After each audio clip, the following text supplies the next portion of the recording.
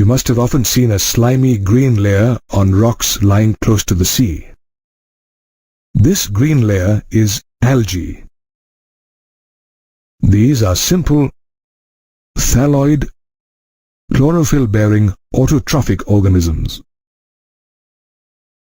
You can spot algae growing on moist rocks and stones, in marine and freshwater, and on wood.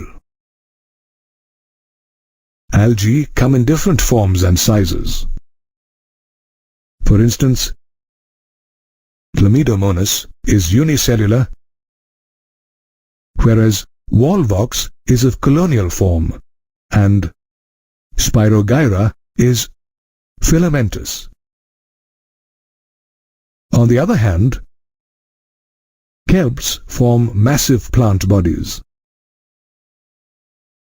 Algae reproduce through vegetative, asexual, and sexual methods. Vegetative reproduction occurs by the process of fragmentation, wherein each fragment develops into a thallus, while asexual reproduction takes place through spores like zoospores. These spores are flagellated and germinate into new plants. During sexual reproduction, two gametes fuse to form a new organism. Based on the size of the gametes, sexual reproduction can be further divided into isogamous, anisogamous, and oogamous reproduction. When the fusion is between two gametes of similar size, the reproduction is called isogamous. The gametes in this case can be flagellated, as in Chlamydomonas, or non-flagellated, as in Spirogyra. When fusion takes place between two gametes of dissimilar size, the reproduction is termed as anisogamous. Oogamous is a fusion between a large, non-motile female gamete and a small, motile male gamete. Algae perform a wide variety of functions. They carry out carbon dioxide fixation and also increase the level of dissolved oxygen in their immediate surroundings through photosynthesis. They produce energy-rich compounds that form food for aquatic organisms. Algae are also used for commercial purposes. For instance, agar, obtained from Gelidium and Gracilaria, is used to prepare ice creams and jellies. Based on the type of pigment and the type of stored food, we can classify algae into chlorophysae, phaeophysae, and rhodophysae. Chlamydomonas, Volvox, and Spirogyra are some members of the class Chlorophysae. They are commonly called green algae and can have a unicellular, colonial, or filamentous body. Their cell wall is rigid, as the outer layer is made of pectose and the inner layer of cellulose. The cell has several chloroplasts that contain pyronoids, structures that have starch and protein. In definite chloroplasts, you can find the localized pigments chlorophyll A and B that give the algae the color of green grass. Green algae can reproduce vegetatively through fragmentation and asexually by flagellated zoospores, as well as sexually.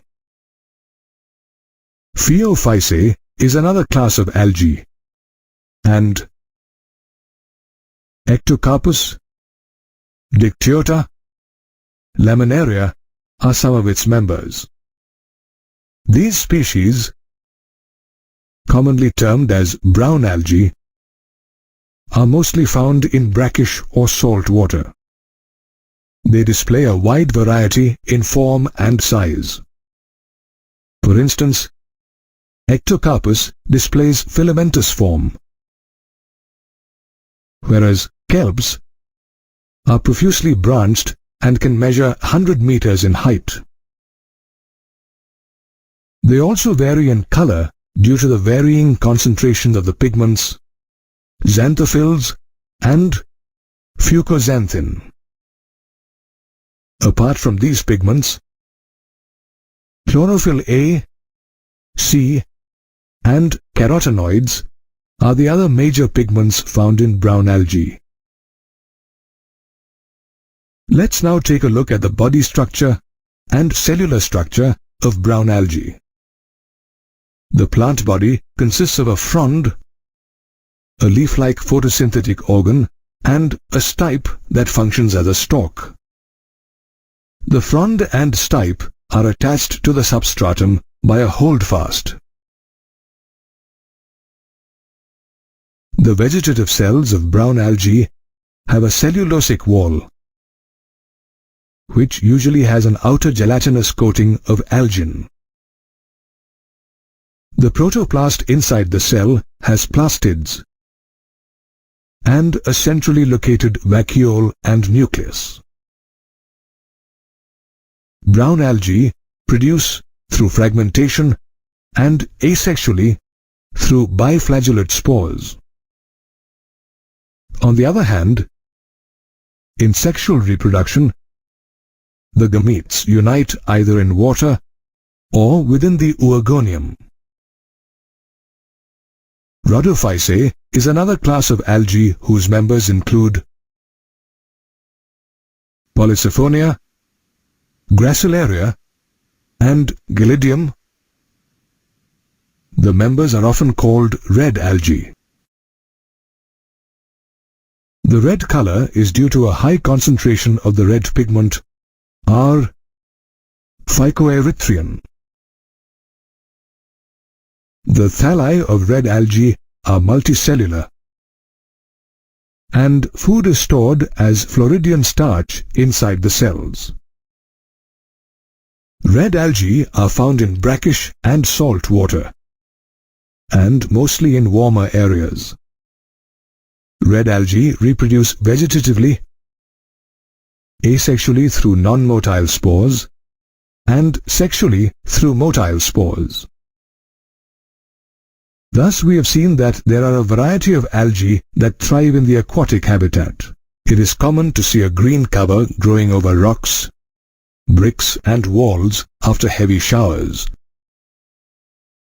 This green cover is nothing but moss, which is a type of bryophyte. Bryophytes are plants that usually grow in damp, humid and shaded localities. They are also called amphibians of the plant kingdom because though bryophytes grow in soil, they need a moist habitat for sexual reproduction. Let's now take a look at the different parts of a bryophyte. The plant body is thallus-like and is either prostrate or erect. It is attached to the substratum by unicellular or multicellular rhizoids. The plant body does not have true roots, stem or leaves, but possesses similar structures. The main plant body of a bryophyte is haploid. It is also called a gametophyte as it produces gametes. The plant body has both male and female gametophytes, which bear the male and female sex organs respectively. The male sex organs are called the antheridia, and they produce biflagellate antherozoids.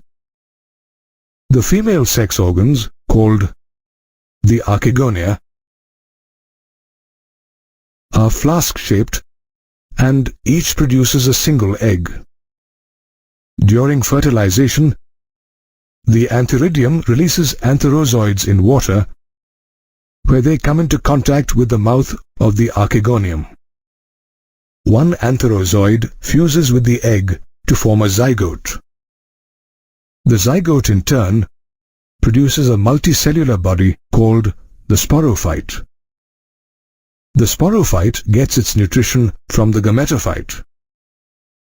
Some cells of the sporophyte undergo meiosis to produce haploid spores. These spores germinate to produce a gametophyte.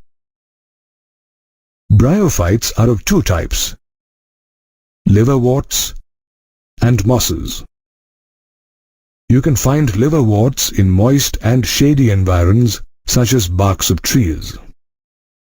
The plant body, a thallus, is dorsiventral and oppressed to the substrate.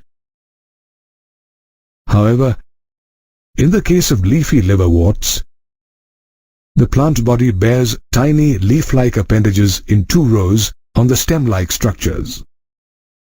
Liverworts reproduce both asexually and sexually. In the case of asexual reproduction, we observe fragmentation of the thallus. Asexual reproduction also occurs when gamete are formed. They are green, multicellular, asexual buds that separate from the parent and develop into new individuals. They develop in small receptacles called gemma cups located on the thallus. In the case of sexual reproduction, the male and female sex organs are produced either on the same or on different thallus. Mosses are another type of bryophytes. Funaria, Polytrichum, and Sphagnum are some common species of moss. A moss undergoes several stages in life, wherein the gametophyte stage is the most predominant one.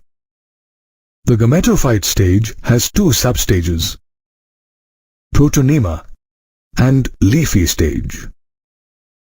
In the protonema stage, the spore develops into a protonema, a thread-like chain of cells. The protonema is creeping, green, branched, and filamentous. The second stage is the leafy stage, where the primary protonema develops into the secondary protonema as a lateral bud.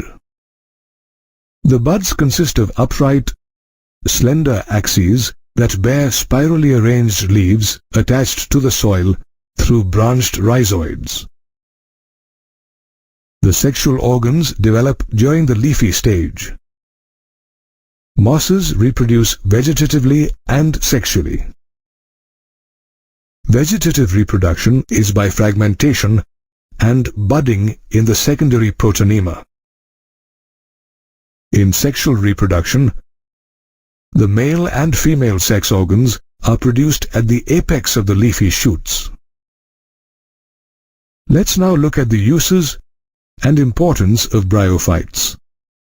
Moss such as sphagnum provides peat, which is used as fuel. Moss also form a dense mat, thereby allowing rainwater to percolate into the ground. This prevents rainwater from running off and the subsequent soil erosion. Bryophytes such as moss are also ecologically important as, along with lichens, they are always the first to colonize rocks. Moreover, they decompose the rocks and make the area suitable for the growth of higher plants. Thus, we have seen that bryophytes have several uses. You have probably seen ferns growing in gardens or in someone's backyard. Ferns are a type of pteridophyte. Pteridophytes are plants that flourish in a damp, cool and shady habitat, although some species also grow in sandy soil conditions. They occupy a special place in plant evolution as they were the first terrestrial plants to possess vascular tissues and true root, stem and leaves. The leaves of a pteridophyte are large as in ferns or small as in the case of Selaginella. Pteridophytes are widely used as ornamental plants, soil binders, and for medicinal purposes. Based on the organization of the plant body, including the nature of the leaf and location of sporangia, they are classified as Coelopsida, Lycopsida, Sphenopsida, and Pteropsida. The life cycle of a pteridophyte begins when the plant body, a sporophyte, bears sporangia, which are subtended by leaf-like appendages called sporophylls. However, in some genera like Equisetum, sporophylls might form distinct and compact structures called strobili or cones. The sporangia produce spores in spore mother cells by meiosis, which germinate into gametophytes called prothallus, a small, multicellular, free-living and mainly photosynthetic gametophyte which grows only in cool, damp and shady places. The prothallus also bears the male and female sex organs, the antheridium and archegonium. The antheridium produces the male gametes called antherozoids, whereas the archegonium produces an egg. When released, antherozoids travel through water and eventually reach the mouth of the archegonium, where each one fuses with an egg to form a zygote. This zygote develops into a young embryo, which further develops into a multicellular and well-differentiated young sporophyte, and ultimately into a mature sporophyte. This completes the life cycle of a pteridophyte, which is divided into the gametophytic phase and the sporophytic phase, the most dominant phase. Pteridophytes can be homosporous or heterosporous. Homosporous pteridophytes produce spores of similar kind, while heterosporous pteridophytes produce two different types of spores, large or megaspores and small or microspores. Megaspores germinate into female gametophytes, which produce eggs, while microspores germinate into male gametophytes, which produce antherozoids. The egg and antherozoid fuse to form a zygote, which develops into a young embryo, which then gives rise to a sporophyte. These pteridophytes occupy an important place in the plant kingdom as they were the first plants to have true roots, stems and leaves, as well as vascular tissues. It is common to find trees such as Pinus, Cedrus and Cycas growing in the cooler regions of India. All of them are gymnosperms, a group of plants in which the ovules are not enclosed by an ovary wall and remain exposed or naked before fertilization as well as post-fertilization when they develop into seeds. These seeds germinate to give rise to new plants. If you take a look at the morphology of gymnosperms, you will notice that most of them have taproots. Moreover, in some genera, such as Pinus, the roots have a fungal association in the form of mycorrhiza, while in other genera, such as Cycas, small specialized roots called coralloid roots have an association with N2-fixing cyanobacteria. The stems of a gymnosperm can be branched or unbranched, and the leaves can be compound as in Cycas or simple as in Ginkgo. Moreover, these leaves are well adapted to withstand extreme climatic conditions as seen in balsam fir. Its needle-like leaves reduce the surface area, which in turn reduces loss of water due to transpiration. Even the thick cuticle and sunken stomata on the leaves reduce the rate of water loss. The reproductive structure of a gymnosperm is called a strobilus or a cone. And gymnosperms have both male and female strobili. Interestingly, the strobili may be borne on the same tree as seen in Pinus, or on different trees as seen in Cycas. The male strobilus has spirally arranged leaf-like structures called microsporophylls, which bear microsporangia, a structure that produces haploid microspores. A few microspores develop into male gametes called pollen grains, and the rest degenerate. Another name for male strobili is microsporangia. The female strobilus is a cluster of megasporophylls which bears ovules containing the megasporangium or nucellus. The megasporangium, surrounded by a layer of envelopes, produces haploid megaspores and a megaspore mother cell which looks distinctly different from the other megaspores. The megaspore mother cell undergoes meiosis to give rise to 4 haploid megaspores. One of these spores develops into a multicellular female gametophyte. The female gametophyte further bears 2 or 3 female sex organs called archegonia, which develop inside the ovule. The development of archegonia is followed by the fertilization process, during which pollen grains released from the microsporangium are carried by air currents and come in contact with the micropyle, an opening in the ovules.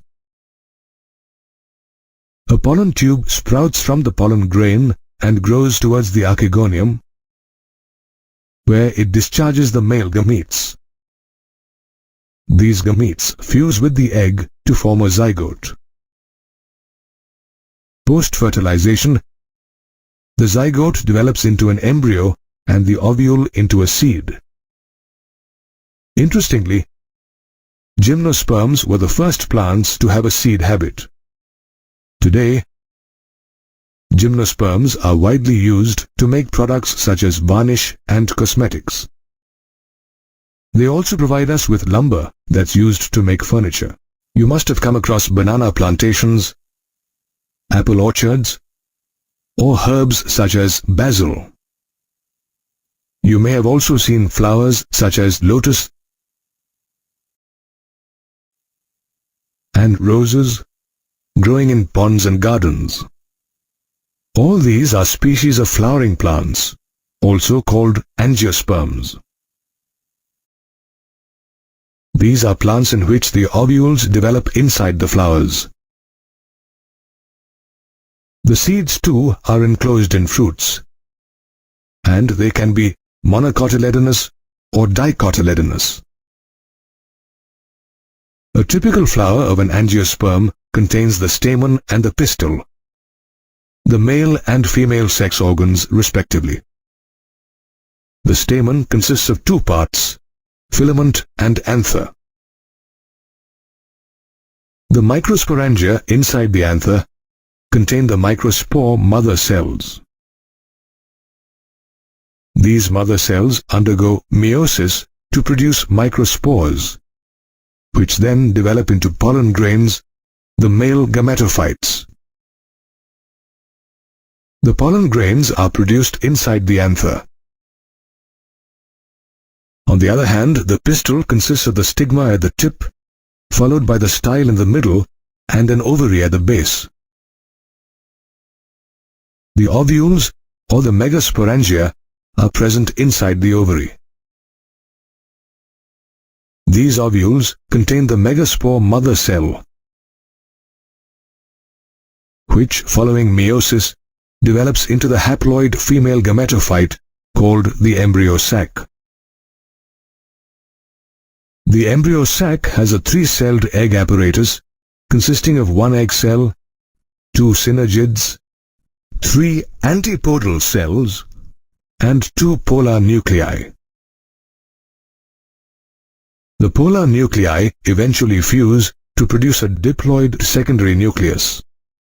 The embryo sac now becomes ready for fertilization, which in the case of angiosperms takes place by a process called pollination. During pollination, the anther disperses the pollen grains, which are then carried by agents such as the wind and insects, and are deposited over the stigma of a pistil. Here, the pollen grain germinates and produces a pollen tube. This tube penetrates the tissues of the stigma and style to enter the embryo sac inside the ovule. It discharges two male gametes inside the embryo sac. While one gamete fuses with the egg cell to produce a zygote, the other gamete fuses with the diploid secondary nucleus to produce the triploid primary endosperm nucleus. This event is called double fertilization as it involves two fusions. Interestingly, double fertilization is observed only in angiosperms. After fertilization, the synergids and antipodals degenerate. On the other hand, the zygote develops into an embryo and the primary endosperm nucleus develops into an endosperm, which nourishes the zygote. Simultaneously, the ovule develops into a seed and the ovary into a fruit. The seed germinates and the embryo develops into a new plant. Angiosperms are one of the biggest plant groups, and they grow in diverse habitats such as land and water, as well as in different climatic conditions. Besides being a source of food, they supply us with fuel, fodder, and medicines. Thus, angiosperms form an integral part of the ecosystem as well as of our daily lives. If you observe the life cycle of any sexually reproducing plant, you will notice that it alternates between a sporophytic generation and a gametophytic generation. This is termed as alternation of generations. In the life cycle of the fern, for instance, the main plant body, a mature sporophyte, bears sporangia, which produce haploid spores through meiosis. These spores undergo mitosis and germinate into a prothallus, a gametophyte with haploid cells.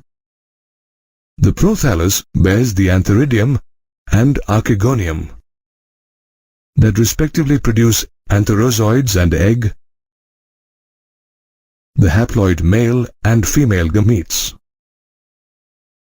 The fusion of these haploid gametes results in the formation of a diploid zygote, which undergoes mitosis to reproduce a diploid young sporophyte. The young sporophyte soon matures into an adult sporophyte, completing the life cycle. The plant body thus alternates between a sporophytic generation and a gametophytic generation. However, in different plant groups, either the sporophytic generation or the gametophytic generation is the dominant phase, or, in other words, persists for a longer period. This difference gives rise to three patterns of life cycle in plants: the haplontic life cycle, diplontic life cycle, and haplodiplontic life cycle. In the haplontic life cycle, observed in algae such as Chlamydomonas, Spirogyra, and Volvox, the sporophytic generation is represented by a single-celled diploid zygote, and there are no free-living sporophytes. This zygote undergoes meiosis to form haploid spores, which divide mitotically to produce a free-living gametophyte.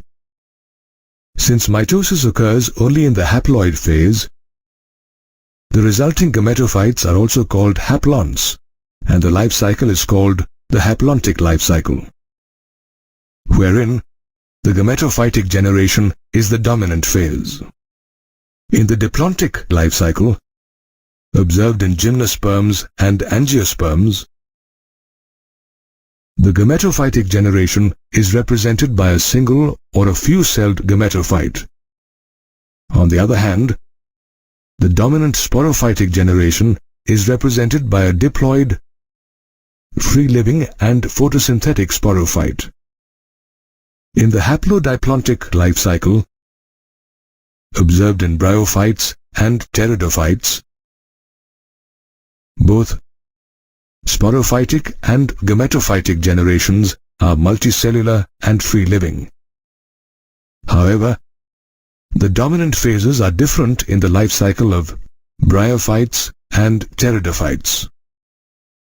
In bryophytes, for instance, a free-living thalloid photosynthetic and erect haploid gametophyte represents the dominant phase. On the other hand, the sporophytic generation is short-lived, during which the multicellular sporophyte is totally or partially dependent on the gametophyte for its anchorage and nutrition. In pteridophytes, the photosynthetic sporophyte with vascular tissues is the dominant phase that alternates with the haploid, independent, multicellular, saprophytic, or autotrophic gametophyte.